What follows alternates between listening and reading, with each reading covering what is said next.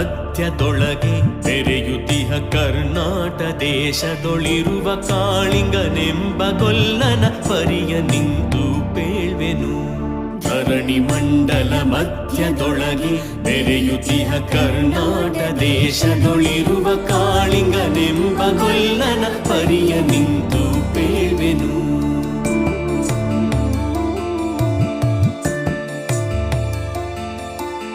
ಎಳೆಯ ಮಾವಿನ ಮರದ ಕೆಳಗೆ ಕೊಳಲನೂದುತ ಕೊಲ್ಲಗೌಡನು ಬಳಸಿನಿಂದ ತುರುಗಳನ್ನು ಬಳಿಗೆ ಕರೆದನು ಹರುಷದಿ.